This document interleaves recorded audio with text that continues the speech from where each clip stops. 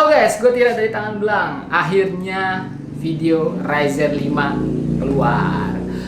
Kalau nggak telat, video ini akan tayang di tanggal 11 April 2017 bersamaan dengan video-video Ryzen 5 seluruh reviewer di dunia ya. Seluruh reviewer di dunia akan rilis NDA dari AMD Ryzen 5 ini.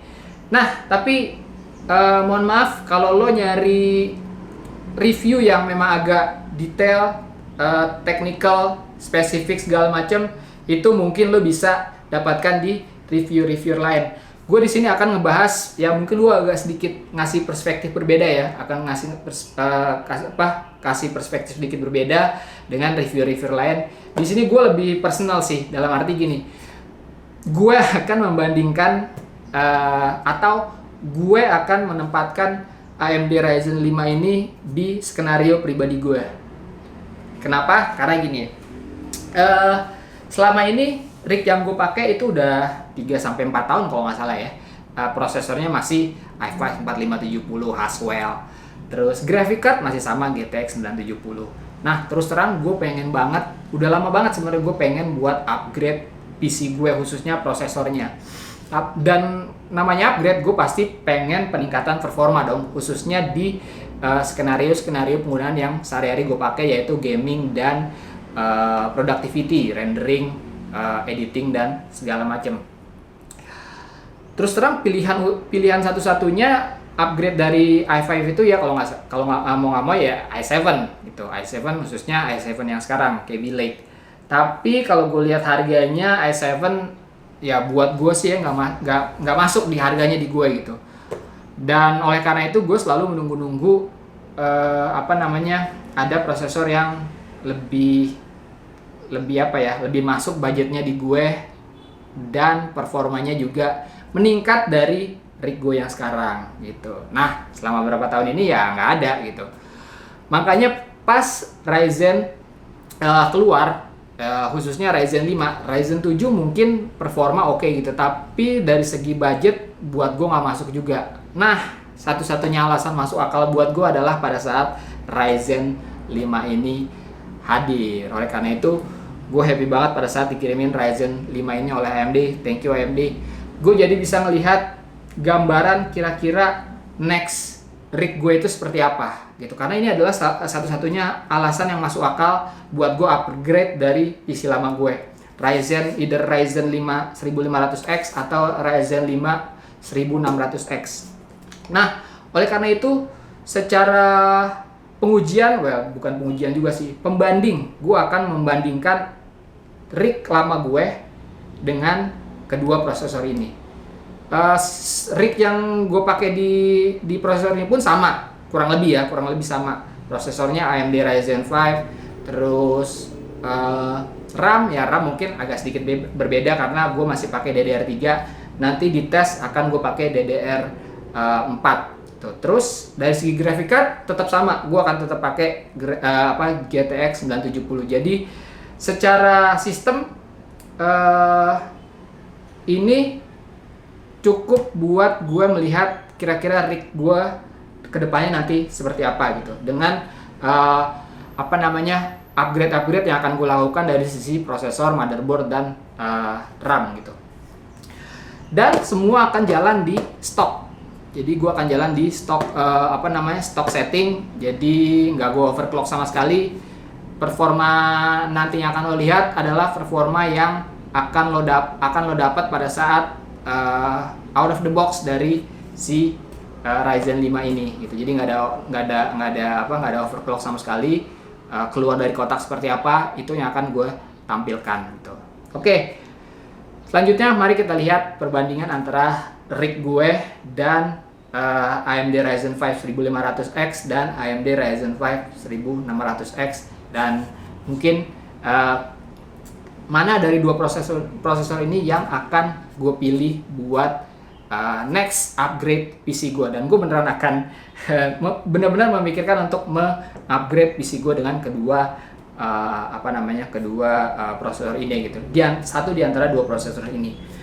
Tes-tes yang gue lakukan ya seperti biasa, gaming, beberapa game akan gue tes. Terus tes-tes sintetis kayak Cinebench, terus benchnya CPU-Z, terus sedikit render Premiere test, dan ya kira-kira itu nanti akan kita lihat gimana hasilnya dari perbandingan antara Rick Lamago dengan kedua prosesor ini. Oke, let's see.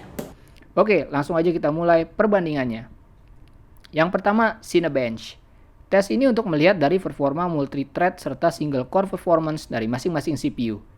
Di tes multi-thread terlihat Ryzen 5 1600X mendapatkan skor lebih dari 2 kali lipat dari skor Rick Go yang sekarang. Performanya bahkan melebihi Intel i7 4770K dan juga i7 3930K yang merupakan prosesor kelas entusias dari Intel. Data ini bisa jadi patokan gue untuk melihat gambaran performa kinerja aplikasi yang memanfaatkan multithread seperti editing dan rendering. Untuk real scenario test, gue menggunakan Adobe Premiere Pro CC untuk render 4K footage dengan durasi sekitar 30 second dan diekspor melalui preset YouTube 1080 HD. Hasilnya, Ryzen 5 1600X 2 kali lebih cepat dalam render project ini dibanding Rick gue.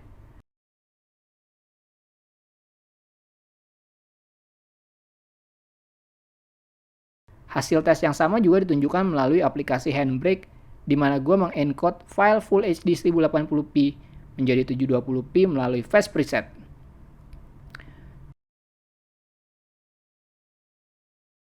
Itu tadi multi-core performance. Bagaimana dengan single core performance?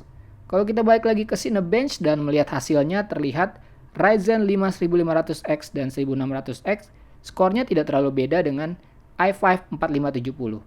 Kalau kita melihat performa di gaming, sesuai prediksi gue, tidak terlihat adanya peningkatan yang signifikan kalau membandingkan antara Rick Go yang sekarang dengan Ryzen 5 1500X ataupun 1600X. Mungkin juga karena gue tes di game-game yang memang GPU bound, di mana faktor CPU lebih kecil dibanding VGA dalam memberikan performa gaming. Anyway, gaming juga bukan faktor yang utama dalam pertimbangan gue memilih the next processor buat upgrade. Karena selama ini gue memang gak ada masalah yang berarti dalam hal gaming. Selama gak ada penurunan performa dan masih memberikan performa yang sama, gue sih fine-fine aja. Nextnya gue akan coba racik pakai Ryzen 5 1500X dengan budget sekitar 10 juta. Yuk kita lihat apa aja komponen-komponennya. Untuk prosesor, tentu aja Ryzen 5 1500X. Motherboard, ASRock AB350 Pro 4.